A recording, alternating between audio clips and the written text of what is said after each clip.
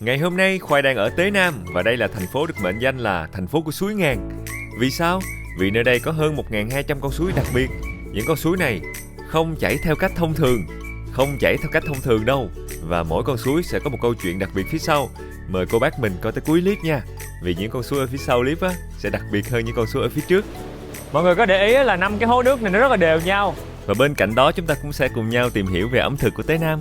Một vài món ăn đặc biệt thôi. Trong tập ngày hôm nay thì chúng ta sẽ ăn ít hơn mấy tập trước một chút.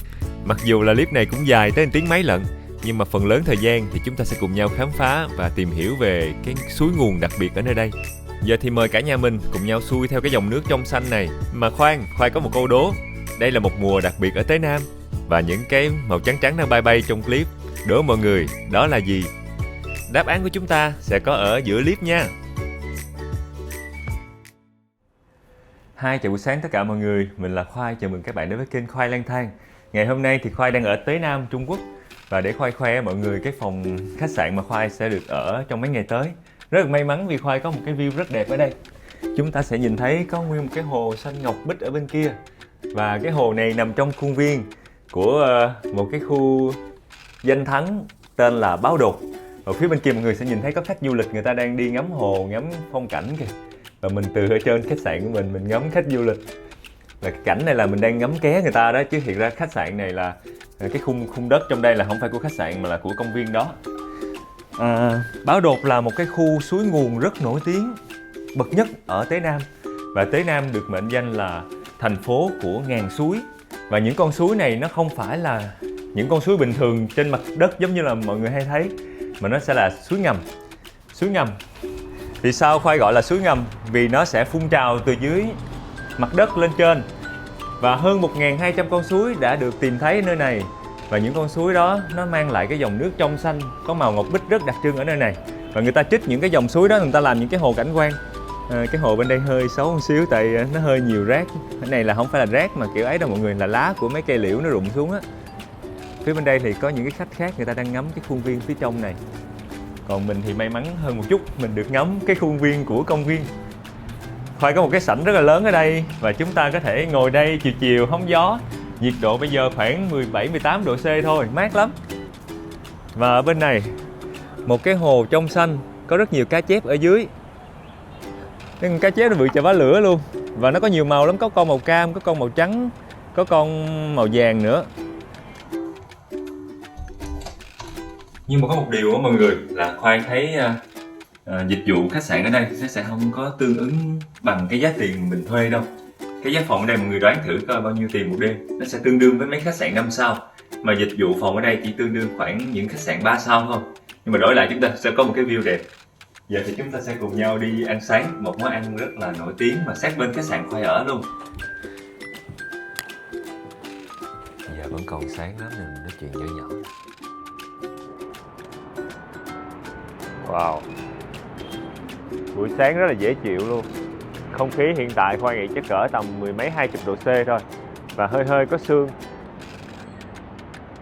Và tiệm bánh bao của chúng ta phía bên kia, chưa gì mà Khoai thấy người ta phải xếp hàng dài rồi. Dài lắm luôn. Mọi người ở đây kêu là nếu mà muốn ăn tiệm bánh bao này mà không phải xếp hàng thì chúng ta phải thức dậy khoảng 6 giờ sáng và đứng ở đây thì sẽ là nhanh nhất. Rồi bây giờ là hơn 7 giờ rồi nên là việc xếp hàng là rất bình thường. Tiệm này nổi tiếng nhất nhì ở cái khu này.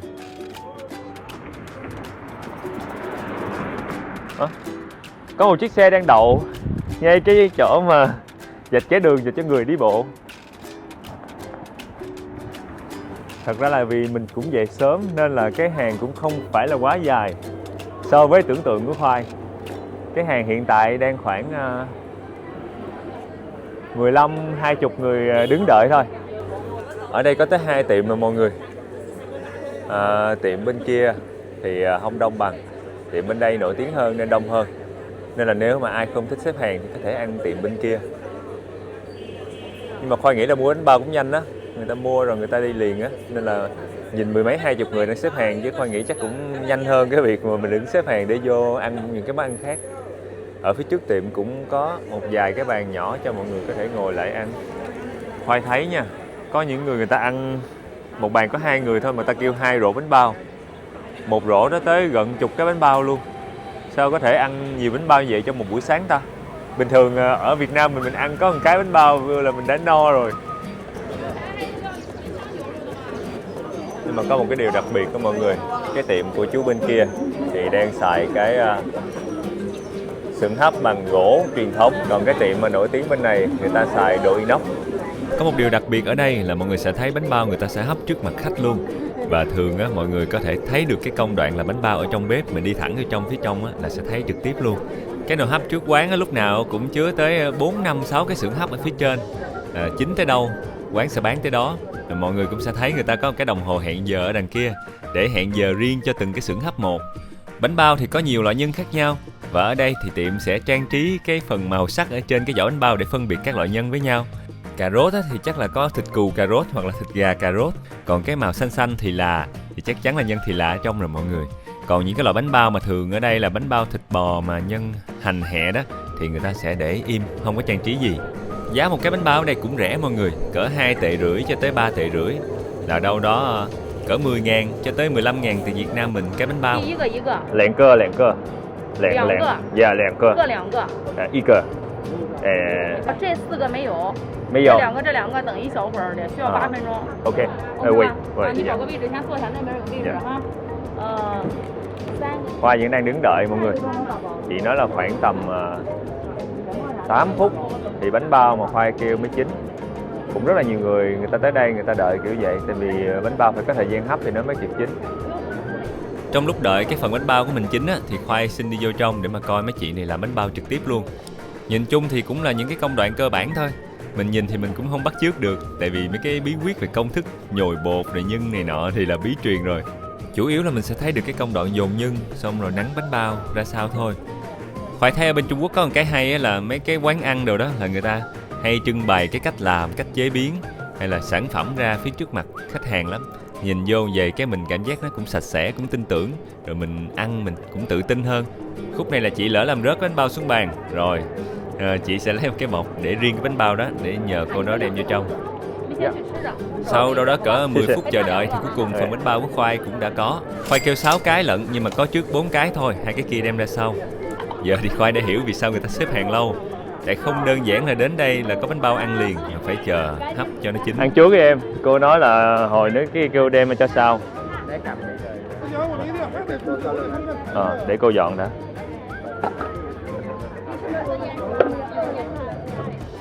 Cái là đặt 2 cái súp nữa ha.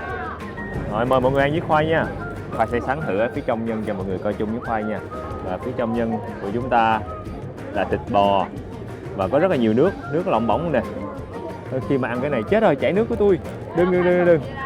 Mình có thể húp cái nước ở trong.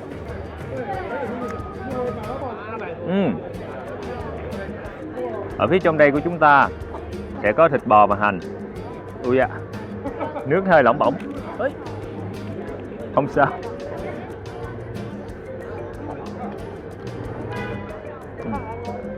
Khi mà nhai phần nhân á, con thấy cái tiếng sột sột. Đó chính là những miếng hẹ nhỏ mình cắn vô, nó thơm mùi hẹ ra. Nhưng mà khẩu vị ở đây mọi người nó sẽ hơi mặn, hơi nghi vị mặn hơn. Cái nhân cũng không phải là mặn ngọt đâu, mà là mặn nhiều hơn nữa. Và có vị béo nhẹ cái phần mỡ trong đó. Con nghĩ ở đây là có 8 phần thịt. Và người ta có thể trộn 2-3 phần mỡ vô, người ta bằm nhuyễn ra. Và thịt bự lắm nha, nguyên cục này nhìn thấy thịt không à.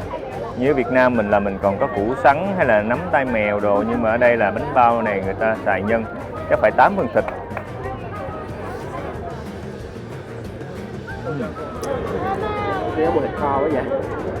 Nhân thịt nhiều lắm. Nhưng Khoai nghĩ là người Việt Nam mình ăn 2 cái là đủ bữa sáng rồi đó. Chứ đừng có kêu mà mỗi người 5-7 cái giống như người Trung Quốc. Ngán lắm, ăn không hết đâu.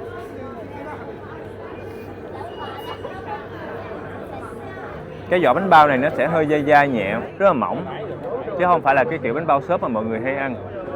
Và có một cái câu chuyện là những cái người làm bánh bao ở đây người ta sẽ lấy cái nước suối ở bên đây, nước suối của Tế Nam, từ cái suối nguồn luôn mỗi ngày, để đem cái nước suối đó về để mà làm nhân, để mà nhồi bột bánh bao. Và trong nước suối đó có rất là nhiều khoáng chất, và chính những cái khoáng chất đó làm cho cái vỏ bánh bao ở đây nó ngon hơn, nó dai hơn, và nó có cái vị ngọt của nước suối tự nhiên.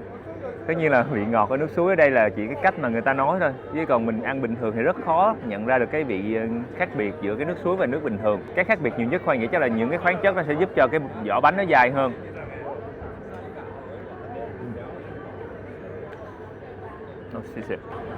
Đây là một cái nước súp mà mọi người hay ăn sáng chung với lại bánh bao. Đó là cái nước hầm xương bò mọi người. Nước hầm xương bò và rất nhiều thịt bò trong đây. 10 tệ cho một cái tô súp này. Ở trong đây người ta có nêm ngò nữa. Khoai sẽ nếm thử nha.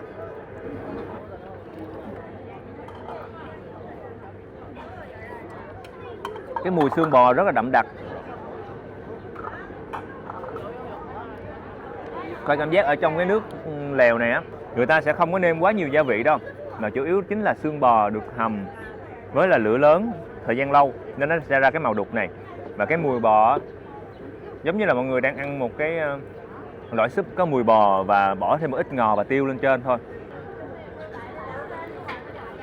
Nếu ai mà không thích mùi bò thì húp cái súp này á sẽ cảm giác cái mùi bò nó nhiều quá, mọi người sẽ không thích. Giờ mọi người đoán với Khoai đi, cái này là nhân gì? Ở đây thì Khoai thấy có một chút thì là cô để lên trên mặt, còn đây có một chút xíu cà rốt. Thì mình sẽ ăn cái cà rốt đi ha.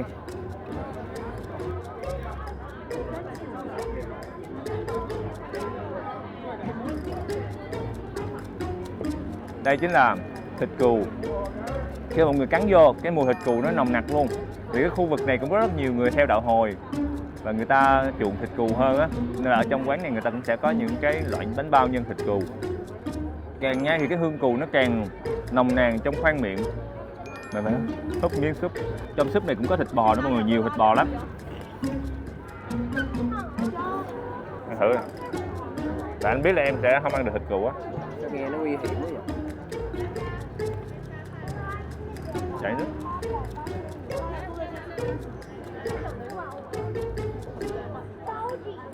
Có cái mùi gì á? Và đó chính là lý do mà Khoai đưa cho Xu ăn thử. Tại vì mùi thịt cừu rất là đặc trưng, và Khoai nghĩ là không phải ai cũng có thể ăn được.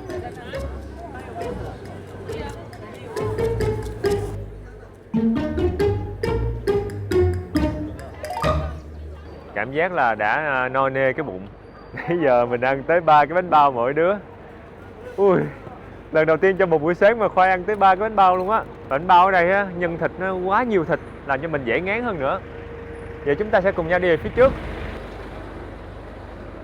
Lên phía bên đây, quẹo trái qua là sẽ tới được cái gọi là suối nguồn nổi tiếng nhất nhì của thành phố Tế Nam, tên là Báo Đột. Nghe báo đột, báo giống như con báo không? Nhưng mà đó không phải mọi người. Báo đột có nghĩa là một cái mạch nước mà nó phun lên đột ngột. Và đây chính là khách sạn của Khoai ở nè. Hồi sáng từ bên đây đi qua bên cái tiệm bánh bao sát bên, rồi từ bên khách sạn của Khoai đi qua cái suối nguồn bên kia cũng sát bên luôn.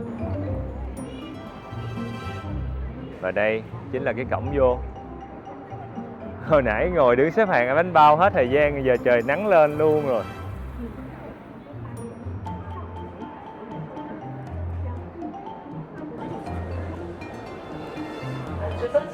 Mình sẽ mua vé ở đây mọi người. 40 tệ một người.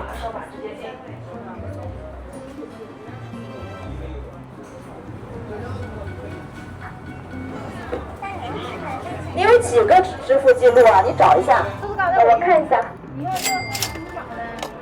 Cô đó cô tới cô khiếu nại vé hay sao? Rối quá vậy. Đây là vé của chúng ta mọi người.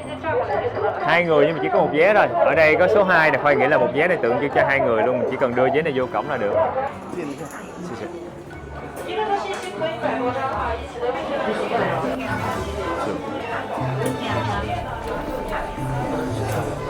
Chào mừng bà con cô bác mình tới với khu thắng cảnh thiên nhiên suối nguồn Báo Đột.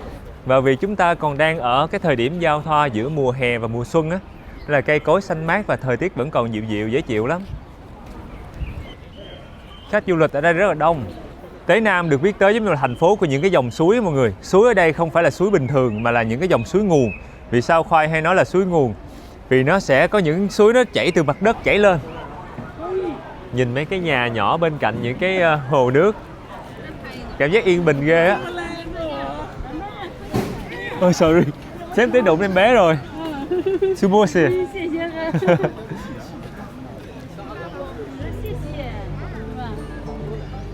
Wow, cảm giác rất bình yên luôn mọi người. Một cái nhà nhỏ bên cạnh một cái con suối, nước chảy róc rách. Xong rồi nước ở dưới thì rất là trong. Tự nhiên cái mình nghĩ là hay là mốt mình về quê mình làm một cái nhà về mình ở. Nhưng mà công việc hiện tại thì đang gắn liền với thành phố, cũng không thể nào về quê được mọi người. Mấy cái lá nó bay nữa. Trời ơi, lãng mạn quá vậy. Khi mà gió thổi xuống cái lá nó rơi rơi rụng rụng xuống dưới cái mặt hồ. Mát quá. Công nhận thời tiết mát thiệt á.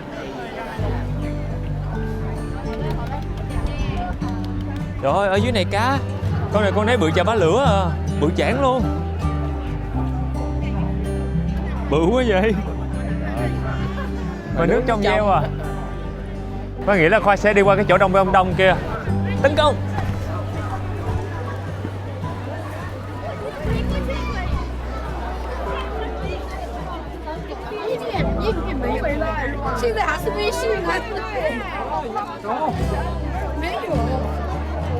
Ngày bình thường thì Khoa nghĩ sẽ không quá đông đâu, mà tại Khoa đang đi ngay dịp lễ 30 tháng 4, 1 tháng 5. Ở bên đây là lễ quốc tế lao động ngày 1 tháng 5 người ta vẫn nghỉ lễ.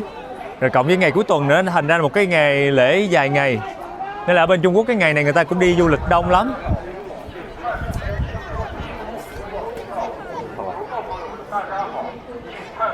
Ở chỗ này người ta quăng mấy cái đồng tiền xuống á mọi người.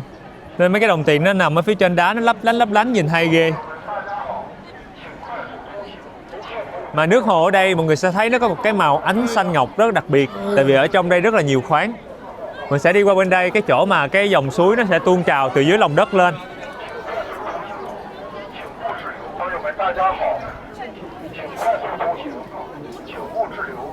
Đây là nơi mọi người sẽ nhìn thấy cái nước sụt dưới lên đúng không?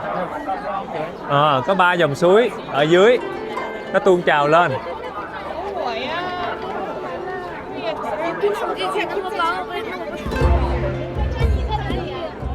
Đúng là có 3 cái mạch nguồn ở dưới tuôn lên luôn mọi người. Và cái màu xanh ngọc bích đẹp lắm. Đang quay cho Su.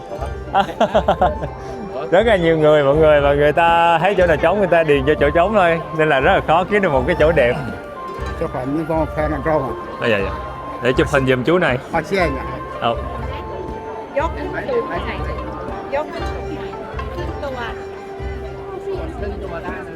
Và đang chụp hình giùm chú. Xí xè. Rồi giờ mình sẽ xí chỗ của chú luôn. Sau lưng Khoai mọi người sẽ thấy có 3 cái mạch nước nó đang trồi lên. Đó chính là nước ngầm, hay còn gọi là suối ngầm. Những cái dòng nước này nó chảy từ dưới lòng đất lên trên và nó tạo thành một cái dòng suối. Và ở đây người ta rào xung quanh là giống như cái hồ á mọi người. Xung quanh người ta xây rất là nhiều những cảnh quan để mà mọi người có thể đến đây ngắm cảnh và ngắm cái con suối nguồn này. Và cái nước ở trong đây có rất nhiều khoáng, cho nên là cái màu xanh ngọc bích ở đây rất đặc trưng. Wow, đẹp quá. Tự nhiên Khoa nhìn cái cảnh này với cái không khí mát mát này, nắng nhẹ nhẹ này, rồi mấy cây liễu rủ xung quanh bờ hồ, làm cho mình cảm thấy rất là thoải mái và nó cứ bình yên á. Có điều là hôm nay đông khách du lịch quá. Qua thấy bên kia có vẻ là ít khách hơn kìa. Mình sẽ đi qua phía bờ bên đó để mình ngắm cho nó bình yên hơn nha mọi người. Mình nhường cái chỗ này lại cho khách du lịch. Việc hình thành của suối Báo Đột này mọi người, nó sẽ có 2 cách giải thích khác nhau. Một cách là theo kiểu truyền thuyết dân gian, còn cách là theo kiểu khoa học. Mình sẽ kể câu chuyện truyền thuyết trước đi.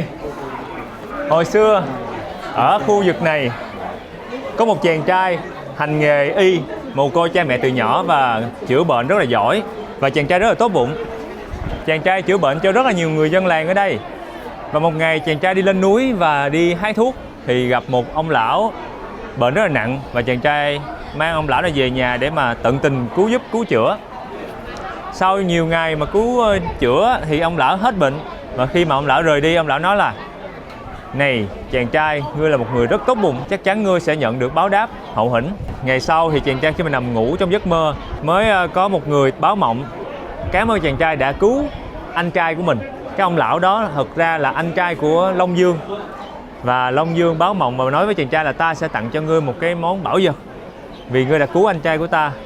Thì khi mà chàng trai thức dậy thì thấy bên cạnh giường có một cái bình ngọc phát ra hào quang.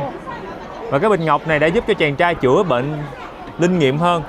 Và tin lành đồn xa, càng ngày càng nhiều người đến đây để mà cho chàng trai chữa bệnh. Nhưng mà cái tin lành này cũng đã tới tai của một vị quan tham. Và cái người quan tham đó mới ra lệnh là chàng trai phải đưa cái bình ngọc quý đó cho cái người quan đó, nếu không là quan tham nó sẽ giết những người dân làng. Thì chàng trai không còn cách nào khác, nhưng mà cũng không muốn đưa cái bình quý, bình thần đó cho những cái người mà có tâm dạ xấu xa. Nên là chàng trai mới quyết định là mình đi qua đây để cho background đẹp. Cho nên là chàng trai mới quyết định là chôn những cái bình thần. Chàng trai mới quyết định là chôn cái bình thần đó xuống dưới một cái gốc cây khổng lồ, chính là cái khu vực này. Khi mà chôn dưới đây thì quan tham nó cho quân lính tới đào bới khu này lên để kiếm cái bình, nhưng mà cuối cùng thì không đào được gì hết, mà chỉ đào được những cái mạch nước ngầm nó phun trào lên. Và chính là 3 mạch nước ngầm này, nước phun trào lên và cuốn trôi hết quan tham và những cái lính ác độc đi. Rồi cuối cùng người dân làng và chàng trai đã được cứu. Và bình thần đã biến thành cái mạch nước ngầm này chảy từ đời này qua đời kia hàng ngàn năm trôi qua. Đó là cái truyền thuyết đó mọi người. Nhưng mà chính xác nếu mà giải thích theo kiểu khoa học thì mình đợi cho cái chị này nói chuyện xong rồi mình sẽ nói tiếp. Mình đi kiếm chỗ nào đẹp đẹp hơn đi. Rồi, nếu mà xét theo nghĩa khoa học của mọi người thì địa chất ở nơi đây có rất là nhiều những cái đứt gãy, những cái mạch nước ngầm ở dưới lòng đất.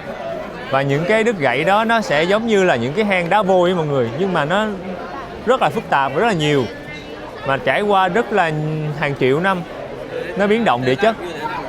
Và khi mà cái nguồn nước từ núi Thái Sơn là nằm ở phía nam của Tế Nam, nó chảy và nó thấm vô những cái mạch nước đó. Và khi có áp lực nước đủ lớn và có những cái khe nước nhỏ, những cái gọi là hố nước nhỏ trên mặt đất như vậy, thì khi mà áp lực của những cái mạch nước đó nó sẽ trồi lên. Mọi người sẽ cảm giác với mình đi khoan giếng vậy nè, mình khoan trúng cái mạch nước giếng thì nước nó sẽ xịt lên. Và có một cái điều đặc biệt đó là cái nước này nó đã chảy ra qua rất là nhiều những cái tầng địa chất đá vôi, nên nó mang theo rất nhiều những khoáng chất và cái màu nước xanh ngọc đặc trưng này.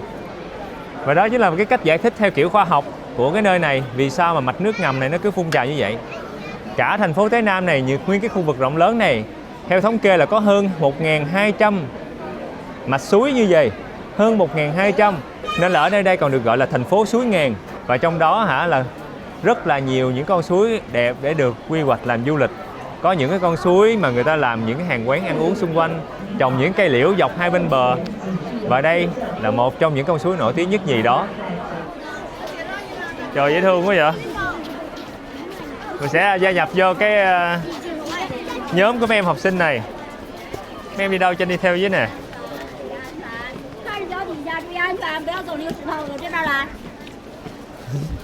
Dạ rồi, con biết rồi cô ơi.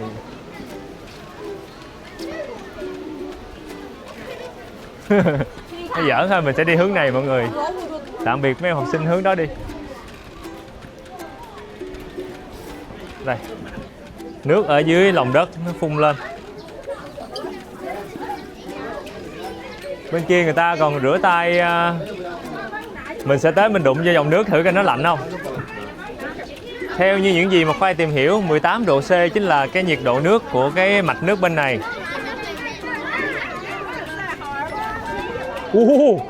Mát lạnh luôn. Mát lắm. Mùa đông nhiệt độ ngoài trời cho dù lạnh cỡ nào đi chăng nữa thì cái nước này nó vẫn khoảng 18 độ, thành ra nó sẽ tạo ra một cái màn sương lơ lửng, khiến cho cái không gian ở đây, không khí ở đây trở nên đẹp hơn. Mát không? Cái này nó đào bự bự cho em tắm được. Mát rượi luôn. Nhiều người tới lấy nước lắm mọi người. Mọi người lấy nước để mà đem về để rửa tay, rửa mặt. Hầu hết những cái con suối nguồn này thì chính quyền người ta bắt đầu làm những cái con đập ngăn nho nhỏ để mà tạo thành những cái hồ nước, những cái dòng kênh, những cái công trình thủy lợi, và dùng cái nước đó làm cảnh quan du lịch.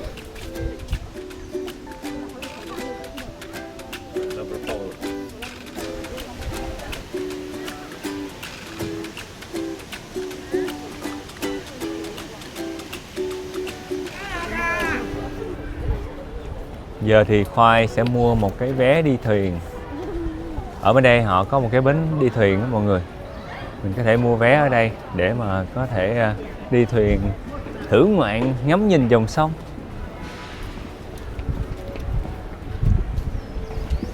Xin Dạ.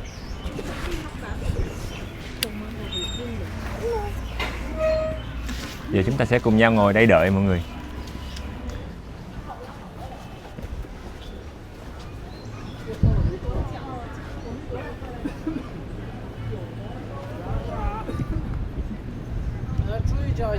Xì xì.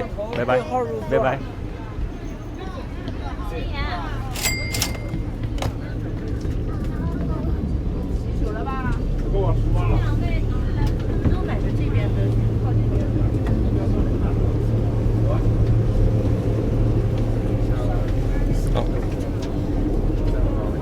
Ồ, à là bạn nào ở bên ghế kia. Em vô đi Xuân. Mà cái thuyền này chạy bằng máy ha, không được tự nhiên lắm. Em tưởng là chèo giống như ở mình. Để nhìn cho nó tự nhiên hơn. Cái tiếng máy ghe ở phía sau cái thuyền này nó lớn quá mọi người, nó cứ ù. Mà Khoai lại ngồi ở hàng cuối cùng nữa, nên là cái trải nghiệm của Khoai đầu tiên, ấn tượng đầu tiên là ồn quá chừng ồn. Nhưng mà khung cảnh hai bên cái con suối này thì thật sự là rất đáng để mà mình có thể thử cái con thuyền này. Dòng nước ở trong suối này nó cũng xuất phát từ cái suối ngầm mà hồi nãy mình tham quan ở chỗ suối Báo Đột đó mọi người. Thì dòng nước từ dưới mặt đất nó trồi lên và nó chảy liên tục như vậy, nó sẽ tạo thành những con suối. Nhưng tất nhiên là cái nước suối nó sẽ không có đầy, không có nhiều giống như mình đang đi thuyền đâu. Nên là người ta cũng sẽ xây những cái đập để người ta chặn dòng lại, giữ nước ở trong những con kênh giống vậy, để tạo thành những cái hồ để mà mình có thể có cảnh quan và mình có thể đi xung quanh, di chuyển tàu thuyền xung quanh được.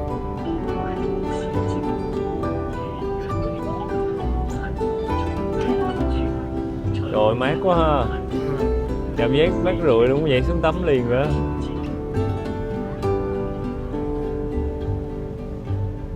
Và Tế Nam cũng là một cái thành phố không phải là mưa quá nhiều, cho nên là hầu hết những ngày trong năm chúng ta sẽ nhìn thấy được cái màu nước trong xanh giống vậy, trông xuống thấy đáy luôn. Và nếu mà đi ngay cái mùa mà đẹp á, là mọi người có thể thấy được hoa sen, bông sen này nọ mọc xung quanh hồ nữa.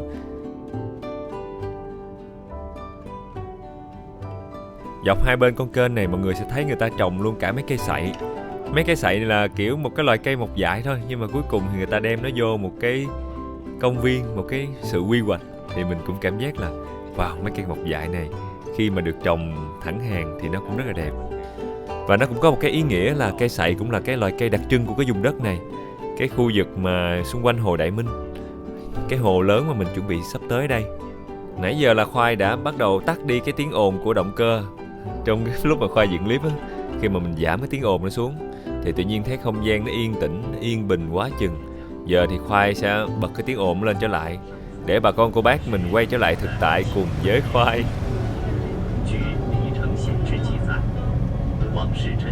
Khi mà tàu của chúng ta chạy hết cái đoạn kênh này thì sẽ tới một khu vực đặc biệt. Chúng ta sẽ được nhốt vào trong một cái hộp thép. Đúng nghĩa là một cái hộp thép rồi mọi người. 4 bức tường thép dày xung quanh và nó sẽ chặn nguyên cái con thuyền của mình ở trong đó. Và đây chính là một cái hệ thống nâng hạ thuyền đi ra khỏi cái khu vực mà đập này. Như hồi nãy Khoai có chia sẻ đó, là người ta phải ngăn đập lại để mà giữ nước ở trong cái kênh này. Cho nên là mực nước ở trong con kênh này và ngoài con kênh nó sẽ chênh lệch nhau tới mấy mét lận. Và để đi được ở bên đây qua bên kia thì chúng ta phải đi qua một cái hệ thống đập nâng. Khi mà mình đi vô trong cái đập nâng này rồi á thì cái cửa thép nó sẽ đóng lại. Cái này giống như một cái đập nước đó mọi người. Để coi làm sao người ta ra khỏi cái đập này nha. Sau lưng của mình kìa thì vẫn là cái hồ, cái con suối lúc nãy đó. Ở phía trước và phía sau của cái thuyền này sẽ bắt đầu đóng hai cái cánh cửa bằng thép lại để mà ngăn cho nước chảy ra chảy vô. Và khi mà cửa đóng rồi thì người ta sẽ bơm cái nước này ra hết. Khi mà cái nước trong đây bơm ra hết thì nó sẽ bắt đầu rút nước xuống, thấp xuống, thấp xuống, thấp xuống, cho tới khi nào mực nước ở trong cái hộp này nó bằng với mực nước của cái phần hạ lưu của con kênh. Thì khi đó người ta sẽ mở cửa ra, thuyền của mình sẽ bắt đầu chạy tiếp tục được. Vì hai mực nước của phía trên của con kênh và phía dưới của con kênh nó chênh lệch nhau bởi có một cái đập á, cho nên là người ta phải làm một cái cách di chuyển này để có thể tàu thuyền này nọ đi ra đi vô được. Bình thường mấy cái con kênh đào hay là mấy cái chỗ mà có đập thủy điện người ta cũng hay xài cái cách này lắm. Rồi sau đâu đó cỡ 3-4 phút thì nước đã bắt đầu ngang bằng. Người ta sẽ dần dần mở cái cánh cửa phía trước cái thuyền mình ra, rồi mình có thể đi thẳng tiếp tới hồ Đại Minh. Hồ Đại Minh, đại là lớn mọi người, minh là giống như là sáng hoặc là cái viên ngọc minh châu khổng lồ. Vì cái hồ này có một cái màu xanh rất là đẹp. Và một điều đặc biệt nữa, Hồ Đại Minh sẽ luôn giữ mực nước ổn định quanh năm. Dù là mùa mưa hay là mùa khô thì Hồ Đại Minh vẫn không có bị cạn nước. 位于济南市区北各位游客请注意安全，不要把头手伸出窗外。是济南三大旅游胜之一，其历史悠久。 trên để chơi người ta. Du thuyền của nhà vua. Du thuyền của nhà vua bây giờ là có đầu tư máy lạnh luôn thấy không? À, nguyên cái máy lạnh. Hồ Đại Minh này mọi người gắn liền với một cái câu chuyện trong lịch sử. Mọi người có coi phim Hoàng Châu Công Chúa thì sẽ nhớ tới là nhân vật chính trong phim đó là Tử Vi. Và mẹ của Tử Vi tên là Hạ Vũ Hà. Và bà Hạ Vũ Hà này và vua Càn Long có một mối tình rất là sâu đậm, rất là đẹp ở trên Hồ Đại Minh này. Và ngày hôm nay mình đang được đi một cái thuyền trên Hồ Đại Minh. Một cái thuyền nhìn giống như hồi xưa, chỉ có điều là cái thuyền này chạy bằng máy, nghe tiếng máy bụp bụp phía sau thôi. Nhưng mà không sao, khung cảnh rất là đẹp và mọi thứ rất là dễ chịu, thời tiết mát mẻ. Và Hồ Đại Minh này có một cái truyền thuyết nữa là người ta kêu là không có rắn, không có ếch kêu gì ở đây hết. Là người ta kêu hồi xưa ông vua Càn Long tới đây, ổng nghe tiếng ếch kêu rồi rắn rít rồi đó, ổng tức quá, ổng la lên là rắn rít hãy kiểu không được kêu nữa, hãy lui đi nơi khác đi. Thì tự nhiên sau đó là ở trên hồ này không còn rắn, không còn ếch nhái gì kêu nữa. Nhưng mà đó cũng là một cái câu chuyện mà người ta đồn nhau thôi. Nhưng mà nếu giải thích về mặt khoa học thì là do cái nhiệt độ nước trong hồ này không phù hợp cho con ếch nó sinh sản. Cũng như là một phần nữa là cái mực nước của hồ và những cái hệ sinh thái xung quanh hồ cũng không phù hợp là cái nơi trú ẩn và sinh sản của ếch. Nên là ếch nhái nó có thể ở đây, nhưng mà tới cái mùa sinh sản thì nó lại đi chỗ khác mất, nó không còn kêu ộp để mà nó tìm bạn đời của nó nữa. Phía xa xa một cái tòa nhà mọi người thấy cao cao á, đó là Siêu Nhiên Lầu, cao 7 tầng và mình có thể leo lên trên đó để ngắm nhìn toàn cảnh của Hồ Đại Minh. Nhưng mà ngày hôm nay thì Khoai sẽ không có leo lên, Khoai có kế hoạch khác. Chúng ta sẽ cùng nhau đi tới một quán trà ngắm Hồ Đại Minh, cũng đẹp lắm. Với lại ở trong cái Siêu Nhiên Lầu đó giống như là một cái bảo tàng thu nhỏ. Ai muốn tìm hiểu thêm về Hồ Đại Minh cũng như là Tế Nam có thể vô trong đó nha.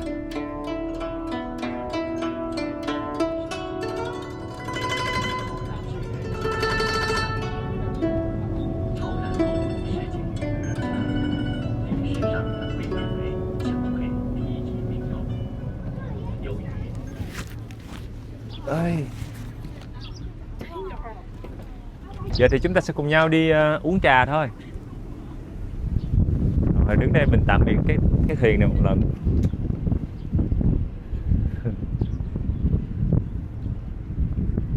Thôi mấy cây liễu này đẹp thiệt.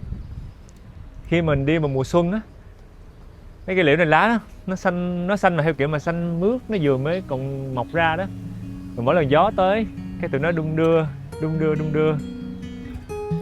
Và khi mà gió thổi tới á, thì cũng đem theo một điều rất đặc biệt. Và cái điều đặc biệt này được mọi người hay nói giỡn với nhau á, là tuyết rơi mùa hè. Và đây, mọi người có thể nhìn thấy trong không khí có rất nhiều những lớm đốm trắng đang bay, giống như mấy cái bông tuyết vậy. Nhưng mà đây chính là bông của một loài cây. Đó chính là cây dương. Bông của nó sẽ nhẹ giống như bông gòn của mình mọi người, và nó sẽ bay phát tán hạt khắp nơi trong không khí, tạo nên một cái mùa hoa bay rất là đặc biệt ở Tế Nam.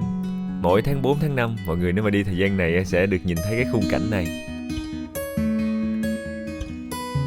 Nhưng mà nếu mà ai mà dễ bị dị ứng á, thì hít cái bông này vô cũng dễ ho, dễ bị kích ứng lắm nha. Cho nên là thường Khoai thấy mấy người bị dị ứng đi mùa này phải đeo thêm cái khẩu trang. Tại mọi người nhìn thử kìa, tụi nó bay dày đặc trong không khí lắm luôn. Và nhiều khi một cái đợt gió thổi qua thôi là nó trắng xóa một trời giống như tuyết rơi vậy đó. Và đây chính là hình dạng của cái cây dương đó. Mọi người thấy bông của nó nhìn giống bông gòn bên Việt Nam mình không? Tính ra ở đây mọi người là Khoai thấy nó có đầy đủ hết trơn. Phong cảnh đẹp, công trình kiểu truyền thống, xong rồi thời tiết, mặt hồ trong veo. Chỉ có một cái điều mà Khoai thấy rất tiếc là mấy cái thuyền ở đây chạy bằng động cơ hiện giống như chạy KPI vậy đó, chạy cho kịp về bến á. Hồi xưa mà ông vô ông đi cái thuyền này là Không có quân địch nào rượt kịp luôn á. Nhanh quá.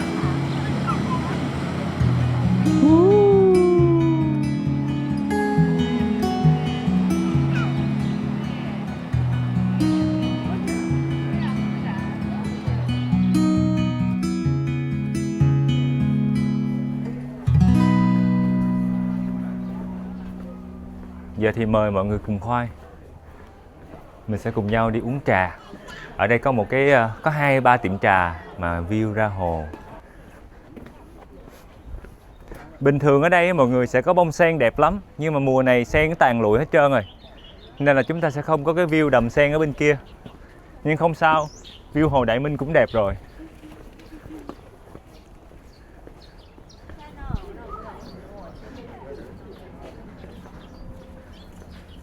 Mấy cái để vậy là có người đặt hả ta? Chứ này nè, chắc là có người đặt bàn rồi. Hello, can we sit here? This okay? Okay. À, cứ ra đây ngồi xung quanh. Làm để cái chữ tôi tưởng nó là đang đặt bàn. Thôi mát quá. Ở đây người ta trang trí một cái bình bông. Đây. Nhìn đồ gốm nha. Mình sẽ quét mã QR rồi mình đặt.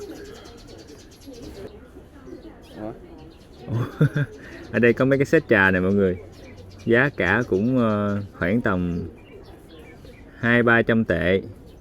À, chắc là một cái bộ uống trà luôn đó. Anh nghĩ là cái này là được rồi, 258 ha. Dịch cái gì vậy trời? Combo trà chiều, Khúc Sơn Nghệ Hải, combo trà chiều. Vậy lò nấu trà, set trà chiều, chỉ phục vụ gì đó. Bức tranh hoa sen trong gió. Chắc cái này quá ha. Mình có thể ngồi ở ngoài hoặc là ngồi ở trong đều được. Ở phía bên trong quán trà này cũng đẹp lắm.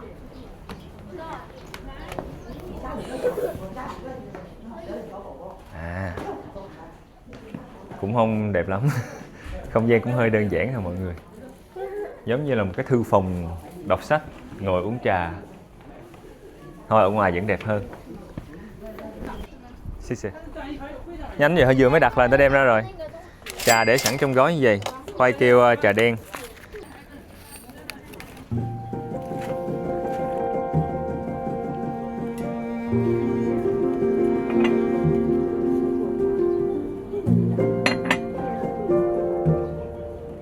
Nước trà đầu tiên chắc là cũng dùng để rửa ấm, rửa ly, rửa này nọ. Xong chắc thứ hai mình bắt đầu uống.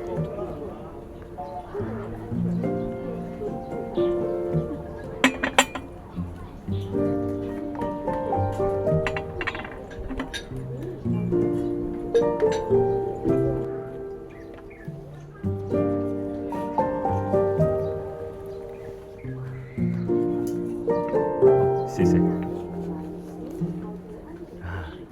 Thank you so much. Xì xì. Này bà vô.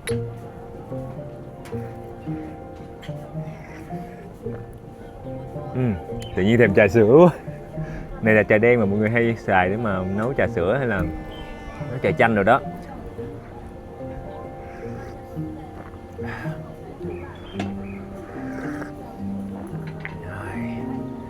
Trời ơi, trời mát mát, uống cái ly trà nó ấm ấm, xong rồi ngắm cảnh. À, có một cái chiếc du thuyền tốc độ cao chạy qua trước mặt chúng ta. Rồi, quá nhanh luôn. Motor quá mạnh.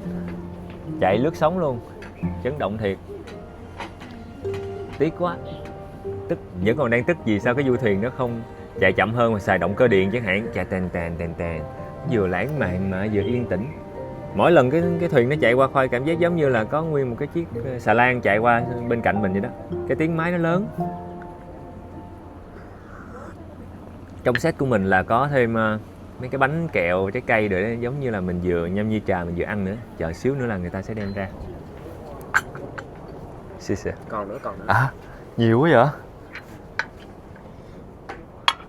Wow. Mọi người ơi, người ta đem bánh ra rồi.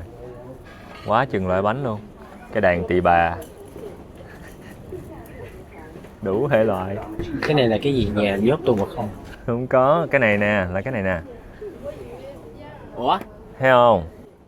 Nguyên bộ ấm chén nè, rồi bánh trái này nè. Ủa mà cái này là ăn được luôn ha? Ăn được em. Bánh mà. Ồ. cái gì cái này. Hay quá ha. Cái nắp này ăn được luôn mọi người, cái nắp này cũng ăn được luôn.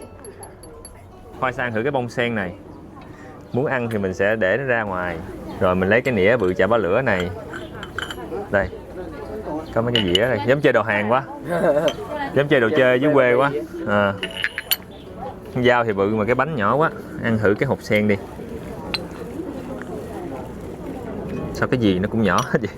Thật mệt quá. Cứng ngắc à. Không ghim được. Mà còn lăn còn tròn nữa chứ. Ốc đã chưa rồi. Vậy đi cho nhanh.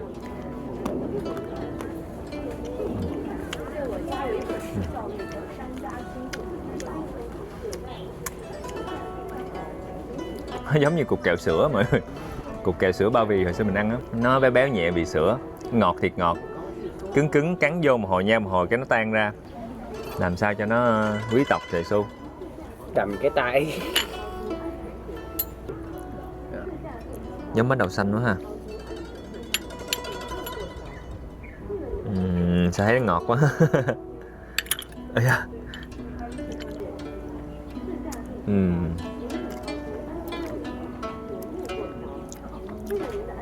Hầu hết mấy cái bánh này đều ngọt và nhiều bột. Mình rót trà ra rồi mình uống. Công nhận hay quá. Một miếng bánh nhỏ thôi là kích thích mình uống nhiều trà luôn mọi người.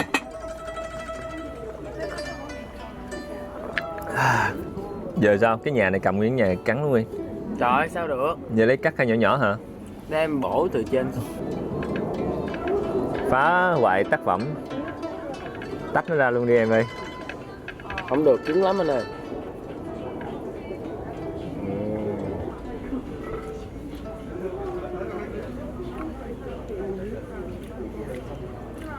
Nó là kem chứ không phải là Lạnh hả? nó là kem lạnh chứ không phải Đấy là... ở trên miếng nữa. Ăn hết hồn luôn, tưởng nó là bánh đậu xanh hay vậy, nó là kem.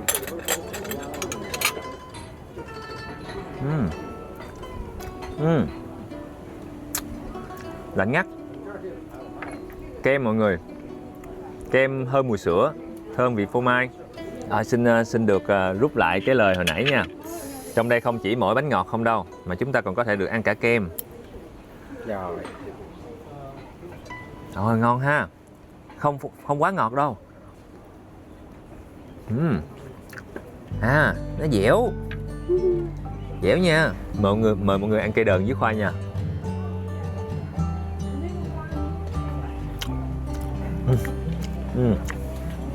Cũng là một loại kem luôn. Cây đờn này là một cái loại kem nhưng mà người ta có pha thêm gelatin. Nó dẻo dẻo. Mà nó không phải đông đái như kem đâu. Nó giống như là nó chỉ ở khoảng 1-2 độ C đông mềm thôi.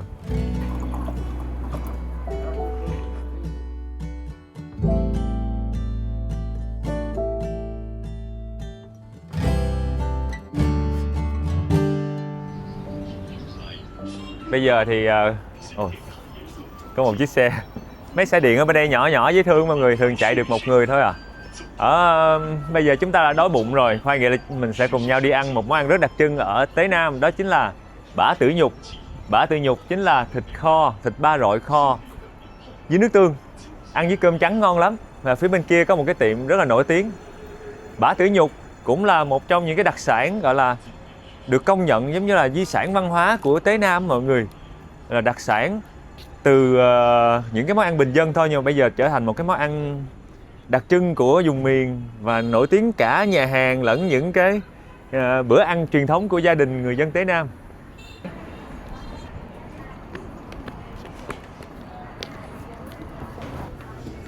Ôi, ở trong đây đông khách lắm mọi người ơi.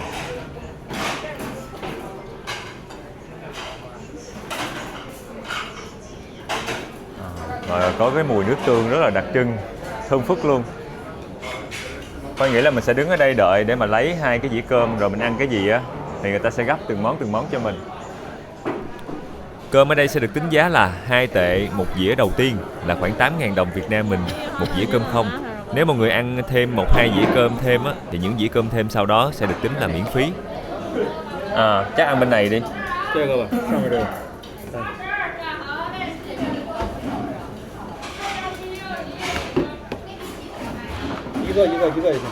Đầu tiên thì chúng ta sẽ có cơm Món này đặc biệt là ăn với cơm trắng là ngon nhất. Khoai sẽ kêu một cái phần có ớt. Em ăn 2 cục luôn không? 1 cục. Em 1 cục hả? Anh chọn, anh được chọn anh. Ok. One more. Lẹn cơ.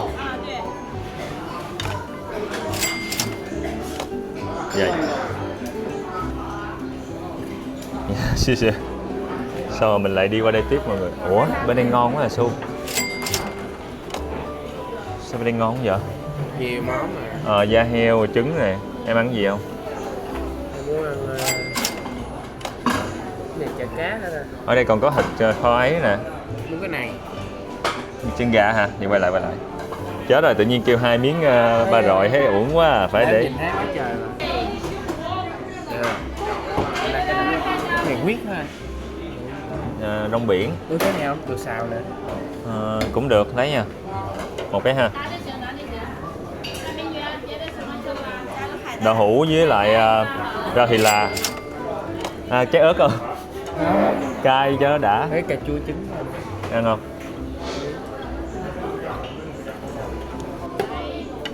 Gì nữa không? Giống ăn cơm trưa quá ha.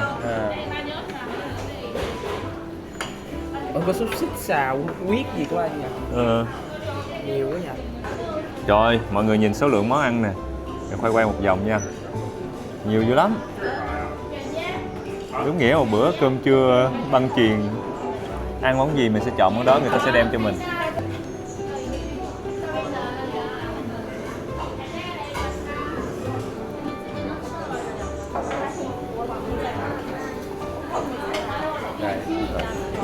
Không á, 71 tệ. Ê, ngon quá.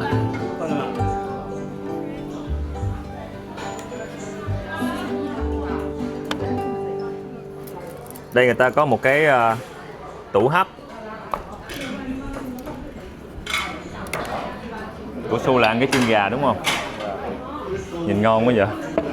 Giống chân gà Tàu Xì quá. Mọi người có thấy cái quán này á giống mấy cái quán cơm bán món ăn trưa không? Tại vì thiệt ra là cái quán này nguồn gốc của nó là một quán cơm, mà cũng không phải là một cái quán cơm mà có cái cửa hàng lớn gì đâu, mà chỉ là một cái tiệm ăn bình dân lề đường thôi. Xong rồi sau này người ta bán mấy cái món cơm đó, nhất là cái món thịt kho của tiệm này nổi tiếng, rồi càng ngày càng ăn nên làm ra cái mới thành được một cái cơ ngơi giống như vậy. Này của Su để qua đây nha. Mời mọi người ăn với khoai nha. Đây miếng thịt kho nhìn rất là hấp dẫn. Đây là nguyên một cái miếng ba rọi, có mỡ thịt, để em thử bao nhiêu lớp. Một lớp da, một lớp mỡ, một lớp thịt, một lớp mỡ, một lớp thịt, một lớp mỡ, một lớp thịt. Này là 5 rọi luôn rồi. Mời mọi người ăn với khoai nha.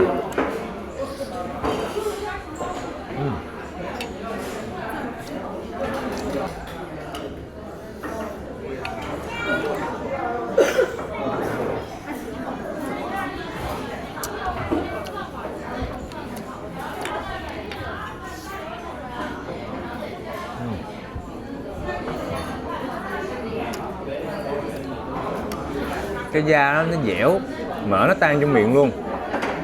Và thịt người ta kho nó vừa tới nó vẫn còn cái độ săn chắc, chứ nó không phải là kiểu bở ruột ra. Cái này tùy sở thích mỗi người, có nhà người ta sẽ thích kho ruột hơn. Nhưng mà cái mùi hương đặc trưng ở đây mọi người chính là cái mùi của nước tương. Và cái màu nước tương nó cũng thấm vào trong cái màu miếng thịt kho luôn. Chứ ở đây người ta sẽ không có xài nước màu, thường sẽ tới từ nước tương nè, rồi màu của hắc xì dầu. Người ta sẽ kho chung với là gừng, hành lá. Nhưng mà gừng với hành lá nó chỉ gọi là thêm một xíu hương vị thôi, chứ cái mùi nước tương đặc trưng á, nó vẫn là cái mùi mà mọi người sẽ nghe thấy đầu tiên khi mà ăn món này. Coi lớp mỡ nè, núng nính.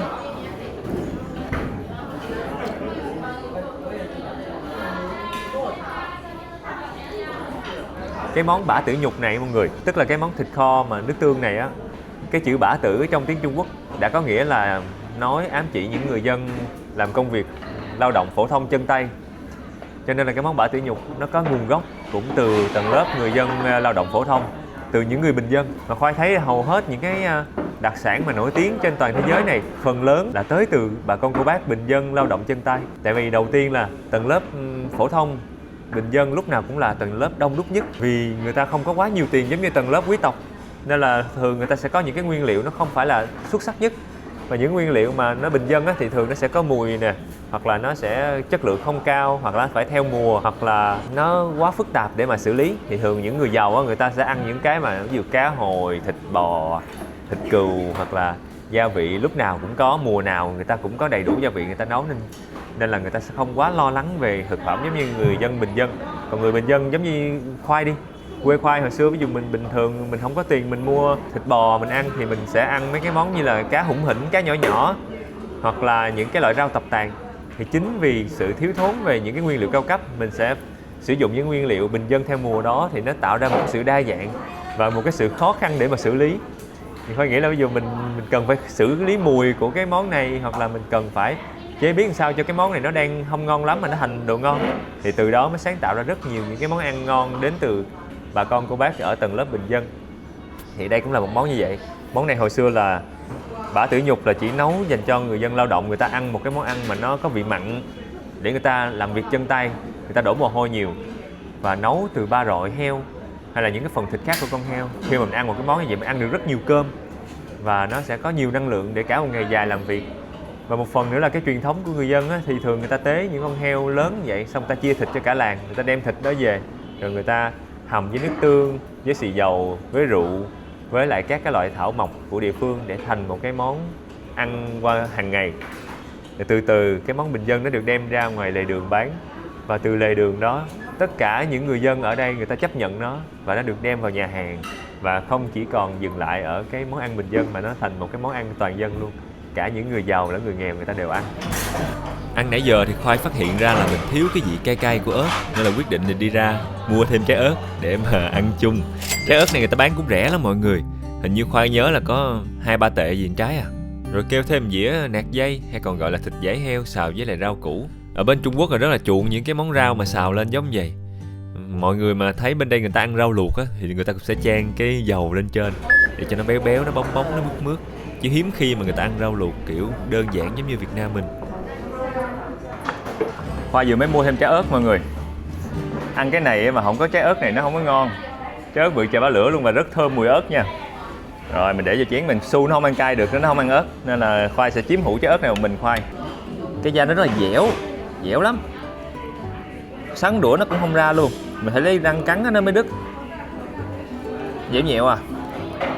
Nó vẫn còn rất là chắc, nhưng mà cái mỡ của nó thì nó lại mềm tan. Đây Khoai sẽ sắn thử mỡ nha.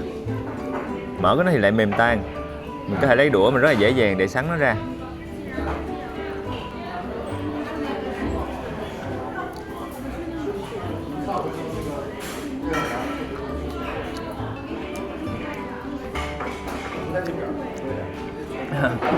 Trái ớt này nó ngọt ngọt, chua chua, không có xíu vị cay luôn. Thay có nghĩa là nó sẽ cay, giống như cái loại mà ớt ngâm chua của người Trung Quốc á. Rất kích thích vị giác luôn. Tràn vô trong nó cay hơn. Nãy có cắn ở ngoài nó chỉ hơi hơi the, nhưng mà vô trong ruột này á nó cay hơn một chút.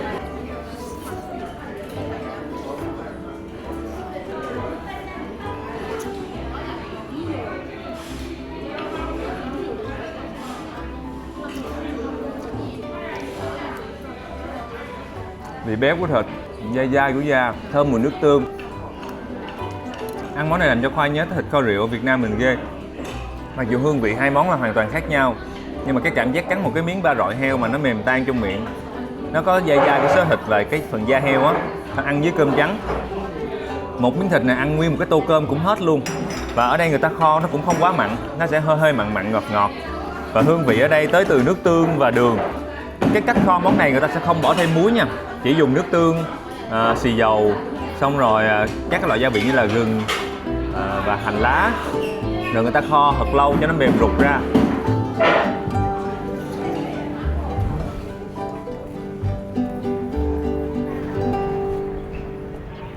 Mọi người sẽ thấy ở trong clip rất là nắng, nhưng mà thật ra thời tiết rất là dễ chịu, giống như là mình đang đi Đà Lạt vậy á. Mùa này nó có khoảng 10 mấy 20 độ à. Thành phố Tế Nam mọi người ta hay kêu là giống như công chúa ngủ trong rừng á. Là mình phải tới đây mình ngủ một đêm mình mới thấy thích thành phố này. Chứ nếu mà ai mà vừa mới tới đây thôi á thì sẽ thấy nó hơi là bình lặng, nó không có quá nhiều cái sự náo nhiệt. Nhưng mà đổi lại nếu mà ai đó thích một cái cảm giác mà mình đi dạo qua những cái con phố rồi thấy nó bình yên, thấy cái không khí thấy những cái hồ, những cái dòng suối thì không biết nữa, chắc phải ở đây một vài ngày thì mới bắt đầu cảm thấy thích dần cái nơi đây. Khoai đang chuẩn bị bắt taxi tới một cái nơi khác cách đây tới 60 cây số rồi mọi người.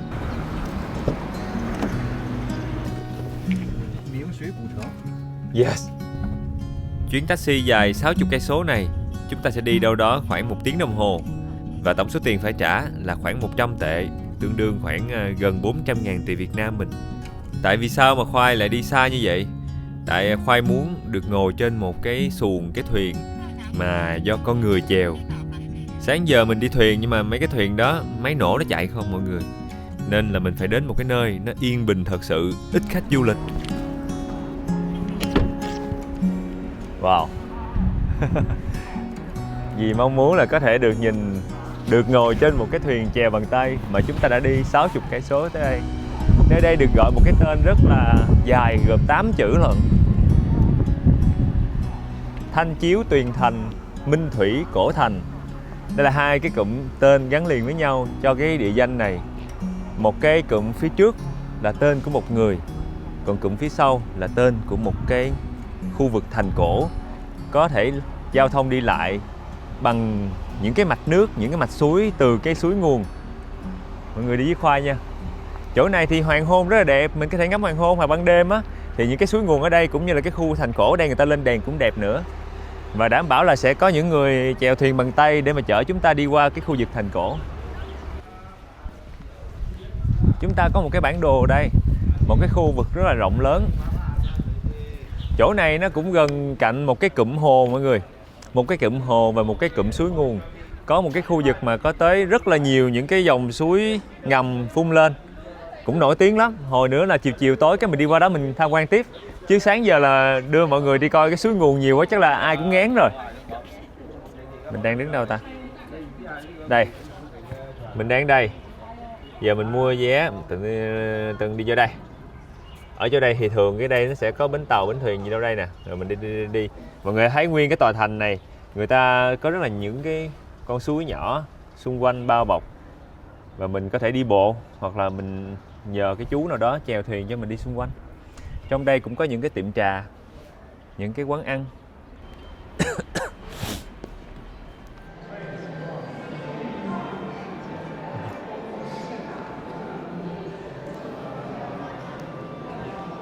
Trời, cái chỗ bán vé của cái khu này thôi mà Khoai tưởng nó đang đi vô trong bến xe. Mọi người thấy rộng rinh rồi, rất là nhiều quầy bán vé khác nhau. Mình sẽ mua 2 cái vé vô cổng và 2 cái vé đi tàu. Passport Passport. Đi du lịch bên Trung Quốc, mọi người nhớ cầm theo hộ chiếu của mình nha.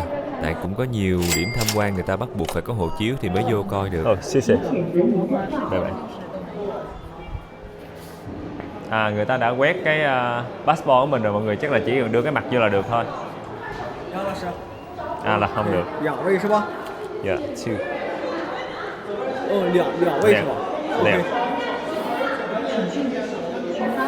Ok. Xin xin.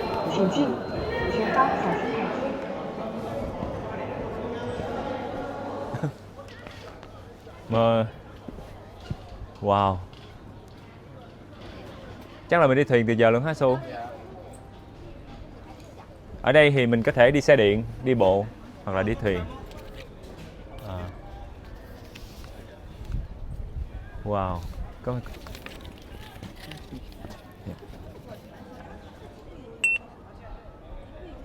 半程的，来请。谢谢。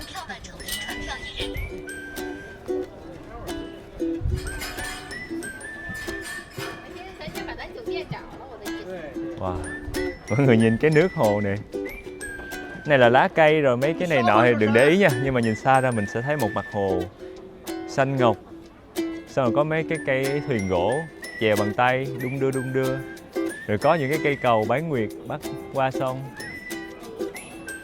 Đó là kiến trúc của thời Tống mọi người. Dùng những cái đá rất là lớn và những cái bức tường bằng đá dày, nhưng mà lại xây ở phía trên một cái mặt hồ, giống như là cái kiến trúc giao thoa giữa... Ôi, hello em. Ôi hay vậy. Dạ. Ôi trời ơi, tự nhiên gặp được người Việt Nam ở đây. Dạ. Mình có đi thuyền không? Dạ dạ. Hình như là không vô được nhưng mà em đứng ở đây cho. Dạ dạ dạ dạ dạ. Trời ơi, chụp hình với khoai luôn. Trời ơi, quá đã. Tối nay đi coi khoai. Khoai. Em pha được. Đấy làm rồi. Hay để em chạy ra ngoài cho. Em đi ra ngoài cho mọi người dễ chụp.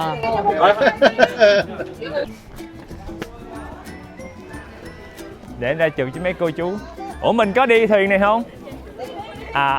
Chụp với bạn đi, bên này dễ thương quá đi. Dạ rồi, cảm ơn nhiều. Vô chụp khoai nè. Dạ rồi. Chỗ đây.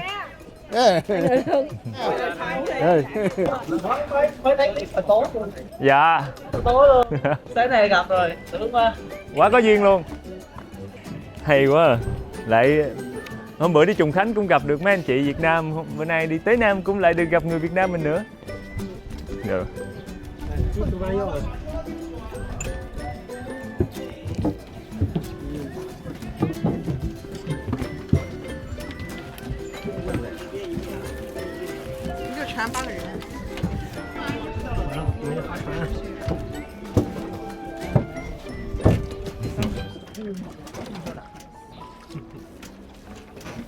Wow.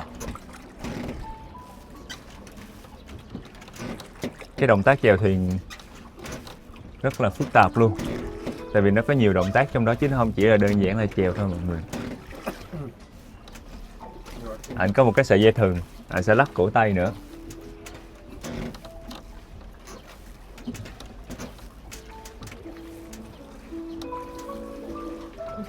Rồi bây giờ chúng ta sẽ cùng nhau tiến vào trong thành cổ.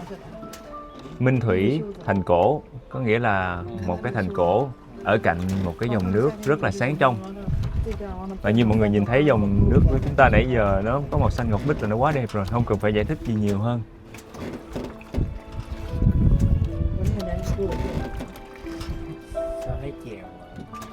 Cực quá ha. Ở trên đây anh có một cái loa nhỏ, có một cái tiếng nhạc rất là du dương. Khoai không biết là nhạc được có bị dính bản quyền hay không, nhưng mà giữa một cái không gian như vậy mình sẽ nghe được cái tiếng kẹo kẹt và nghe tiếng nước và gió thổi nữa, cảm giác dễ chịu lắm luôn. Ê, hơn hẳn hồi nãy hả Su? Hơn hẳn hồi nãy mình đi cái xuồng bằng cái máy ghe cạch kia.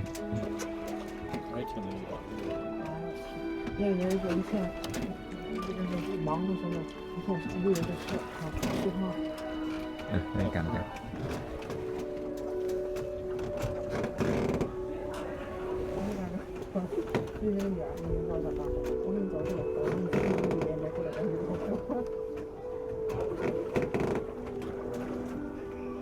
Ê, nhưng mà đẹp quá à.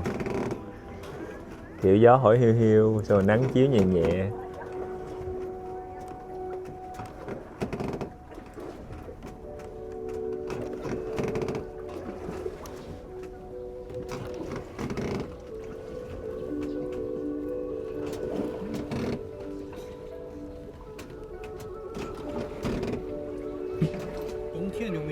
Khu này được gọi là Minh Thủy Cổ Thành mọi người.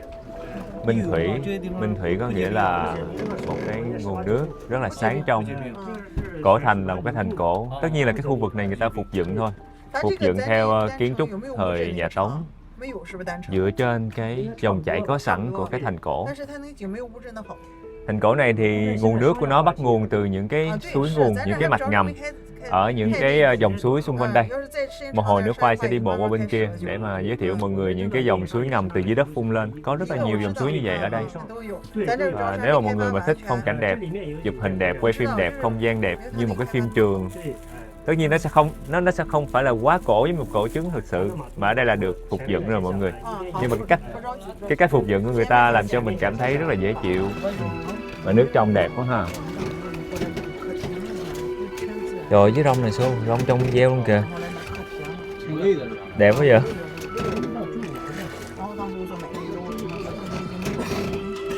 Rồi, có chú ho rồi. Tự nhiên nhìn chú chèo thuyền kiểu này thấy chú kiểu cực quá mọi người. Mọi người sẽ thấy chú có động tác này, đẩy mạnh lên, kéo về, đẩy mạnh lên, kéo về. Đó là hai cái động tác cơ bản. Nhưng mà lâu lâu Khoai thấy chú còn lắc cổ tay nữa. À.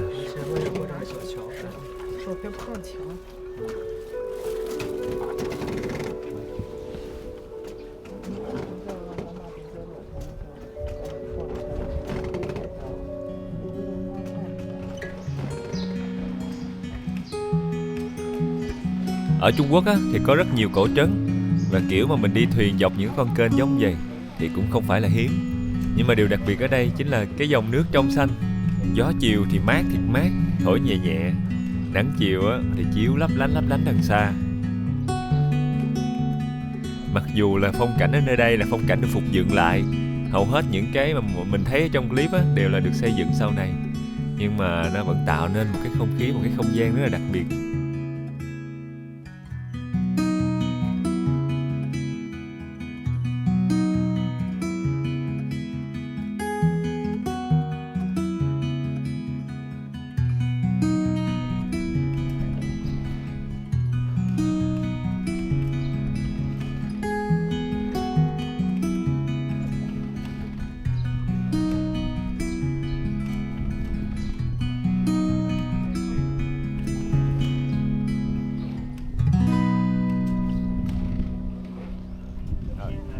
Xin chào.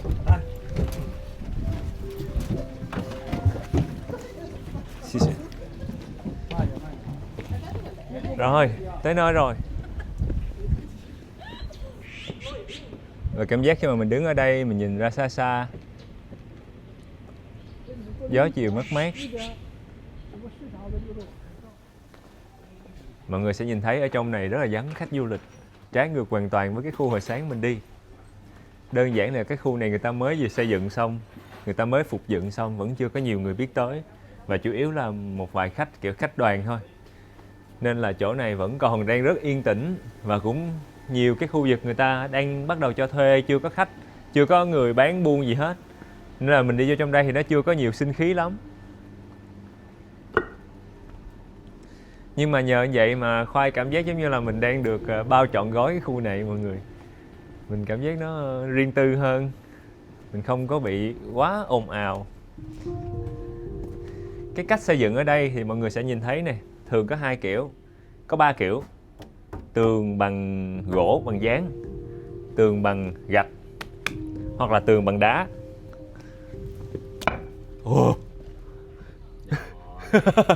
Em không biết, em tưởng nó là đá cứng lắm, chỗ đó hơi bị bọng nha. Thì thường có 3 vật liệu chính ở đây: gỗ, gạch và đá, là cái cách là vật liệu đặc trưng của khu vực Sơn Đông, và người ta xây nên những cái tòa nhà có kiến trúc đặc trưng của khu vực này. Nhưng mà cái cách tổ chức đường thủy làm cho mọi người gợi nhớ tới có một cái gì đó nó giống ô trấn, giống cái vùng Giang Tô, ô trấn mà mọi người hay thấy trên phim ảnh, cái nơi mà sông nước rồi cũng có những cái thuyền gỗ chèo qua chèo lại. Nhưng mà ở đây có một cái đặc trưng khác biệt là nhà cửa ở đây có tường rất dày, tường gạch, tường đá, và những công trình rất là kiên cố như vậy nằm sát mặt nước, tạo cho mình một cái cảm giác nó khác hơn một chút, nó Sơn Đông hơn.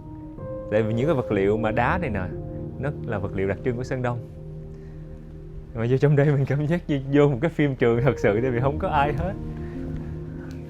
Tự nhiên sáng ngủ dậy mở mắt ra, tất cả loài người trên thế giới này biến mất, chỉ còn mình.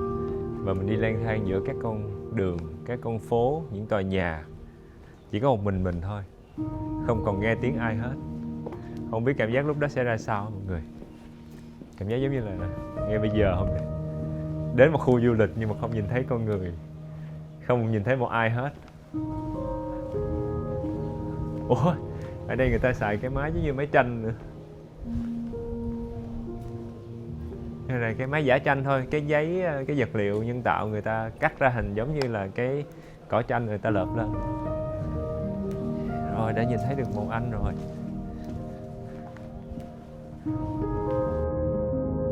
Sau hơn 1 tiếng đồng hồ đi lòng vòng, ở trong đây cũng không có nhiều cái chỗ mà để vui chơi. Chủ yếu là chúng ta sẽ có nhiều góc đẹp để chụp hình. Nhưng mà phong cảnh ở đây thì cũng xin nói rõ là đây là phong cảnh phục dựng nha mọi người. Nếu ai mà thích một cái nơi mà cổ trấn nó hoang sơ hơn, nó nhiều cái hoài cổ hơn thì mình có thể chọn một cái nơi khác.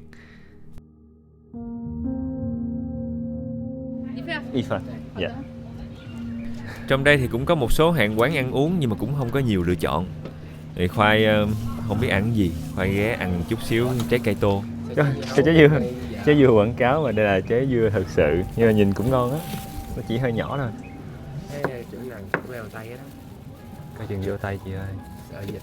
Trái cây tô ở đây đơn giản là trái cây người ta ướp lạnh rồi cắt nhỏ ra bỏ vô tô thôi. Rồi. Đó, cái đó em ăn được. Chị đã cắt luôn rồi.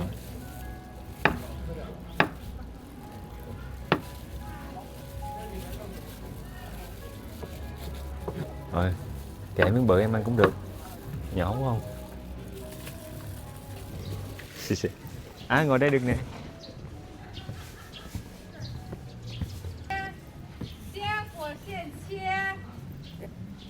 Chỉ rau hả? Dễ hướng nè. Thanh long ngọt lắm nha.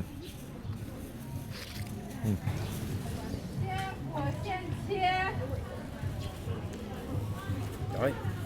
Ngọt ha. Chỉ rau dễ thương quá.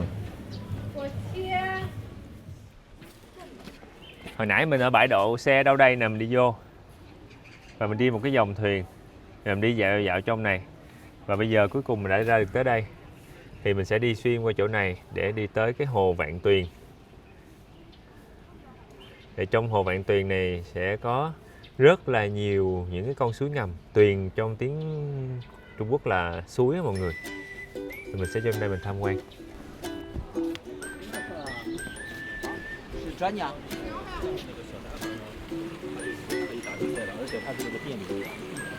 Đây được gọi là mặt tuyền. Mặt tuyền là một cái mạch ngầm nhưng mà do con người tạo nên mọi người. Người ta khi mà khoan thăm dò địa chất á, thì vô tình khoan trúng một cái mạch nước ngầm. Và nước ở đó nó phun trào lên dữ dội cho tới ngày hôm nay, 50-60 năm rồi. Và mọi người sẽ nhìn thấy.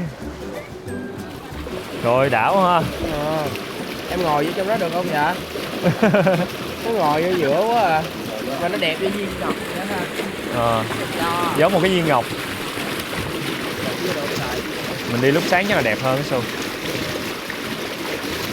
Con suối này có tên là Mặt Tuyền. Mặt Tuyền, mặt có nghĩa là mực đó mọi người. Người ta nói là nó con suối đen như mực. Vì đơn giản khi mình nhìn vô mình thấy nó có một cái màu sâu thăm thẳm. Suối này xuất hiện khi mà con người tới đây khoan giếng năm 1966 ở trong một cái hoạt động khoan giếng thăm dò, và vô tình người ta khoan trúng một cái mạch nước ngầm và nó phun lên dữ dội cho tới ngày hôm nay luôn. Rồi nó trở thành một cái địa điểm tham quan du lịch luôn. Và cái khu vực này có rất nhiều những cái đứt gãy tự nhiên. Và không chỉ cái con suối Mặt Tuyền này không, mà phía trước mặt chúng ta còn có một cái hồ tên là hồ Vạn Tuyền.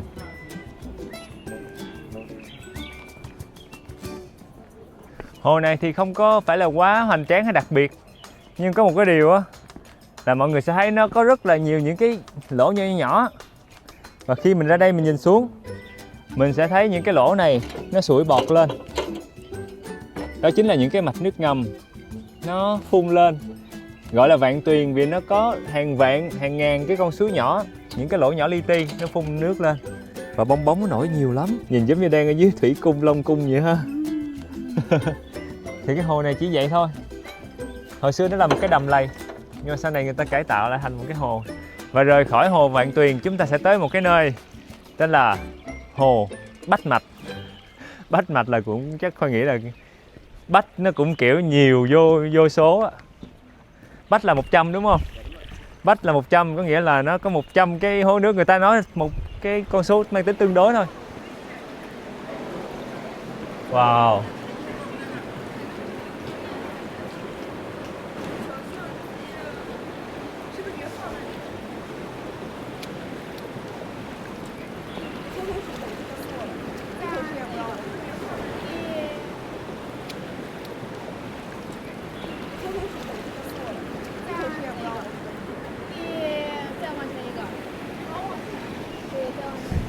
等等，这边一直不对，来过来一个，我给发。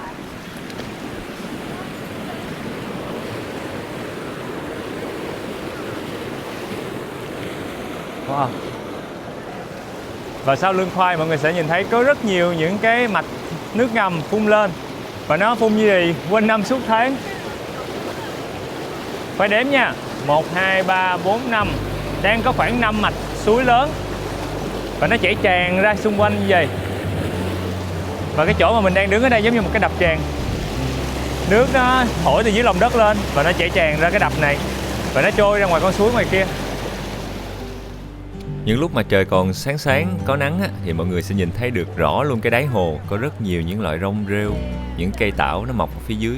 Nó tạo nên một cái khung cảnh đó, rất là đẹp. Nhưng mà ngày hôm nay thì trời chuẩn bị tối rồi. Nhưng mà không sao. Khi mà trời tối chúng ta lại có một khung cảnh khác, cũng đẹp không kém. Bây giờ là khoảng 7 giờ 15 phút. Sau một vài phút lơ đễnh, Khoai đã không quay kịp khoảnh khắc. Đèn ở giữa 5 cái hố nước này được bật lên. Mọi người có tới đây thì nhớ canh cái thời gian khoảng 7 giờ nha. Giờ thì chúng ta sẽ cùng nhau đi dạo qua rồi ngắm nhìn ở đây một lần nữa. Người ta để cái đèn màu xanh á, làm cho cái màu xanh của nước á, nó càng trở nên kiểu bí ẩn á. Tại vì cái màu đó là màu Khoai thích. Mọi người thấy Khoai mặc nguyên bộ đồ màu xanh á, nên là nhìn cái màu này là Khoai khoái rồi. Mọi người có để ý là 5 cái hố nước này nó rất là đều nhau. Khoai có tìm hiểu, Khoai hỏi rất là nhiều nguồn coi cái chỗ này có phải nhân tạo hay không. Thì những cái nguồn đó đều nói là theo ghi nhận thì cái 5 cái hố nước này là tự nhiên mà có. Mình đứng qua đây cho mọi người đi. Nhưng mà Khoai rất là nghi ngờ luôn nha, Khoai không biết nữa. Trong cái khu danh lam thắng cảnh này cũng có rất là nhiều những cái hố nước do con người vô tình tạo ra hoặc là cố ý tạo ra. Thôi bây giờ mình sẽ cùng nhau đi qua bên kia để mà coi các trình diễn ánh sáng. Không thấy rồi tin được, em quay này đi. Khó hiểu quá.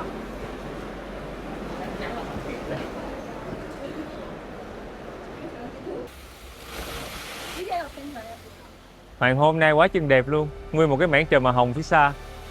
Và cái buổi hoàng hôn thiệt đẹp này cùng với lại cái màn trình diễn ánh sáng sẽ kết thúc một cái ngày du lịch thiệt là nhiều năng lượng của chúng ta ngày hôm nay.